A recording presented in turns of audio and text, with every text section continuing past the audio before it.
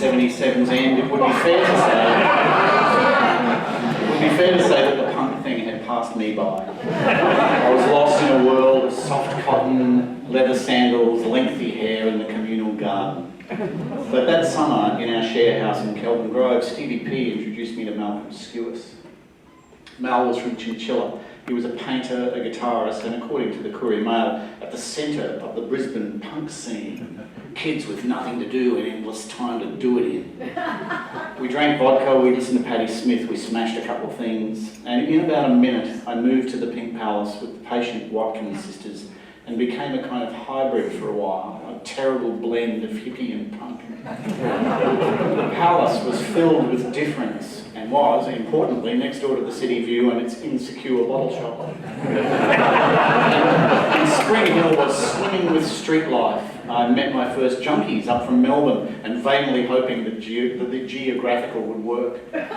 Winter in 1978 was new wave music at the Queen's Hotel with Beryl Vettier on the door, Freddo's out at the uni with Tony Blake's Nachos and Cheap Acid, and at the bottom of the hill, the big town. Elizabeth Arcade was deep in the heart of the wood. The arcade provided sustenance to a starving population. The Red and Black bookshop for excellent propaganda and the possibility of running into Murtec. The sauce for lentil burgers or the tortilla for straights. Gary Warner and Adam Walter's Aleph, food for the mind's eye. The Elizabeth Arcade was the alternative arcade at the time, so there were lots of different people sort of coming through the place, and the music used to just sort of pour out into the arcade, so it was part of the sort of whole atmosphere of the place. And the Red and Black bookstore was next door, and a lot with the street protests going on, that was often a place where people would meet before and after. So there was a lot of that kind of energy in the place. There was, the source was there, students and so on used to come down there. It was a real great sort of mixing pot of people. The music came from discrete import records.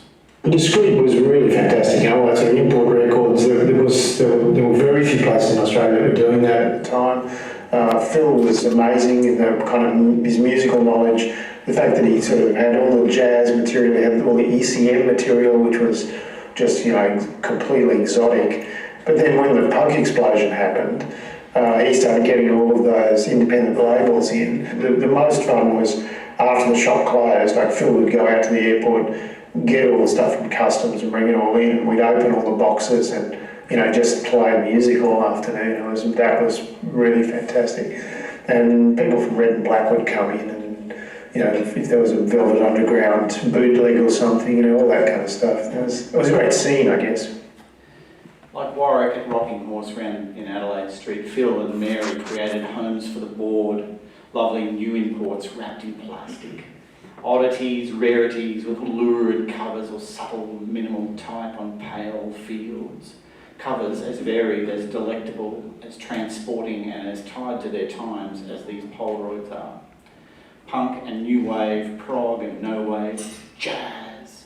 An ocean of stuff to listen to talk about, to share. Hands meet on a copy of 77. Eyes drawn by the red of the cover turn to each other. Bands start. Love begins.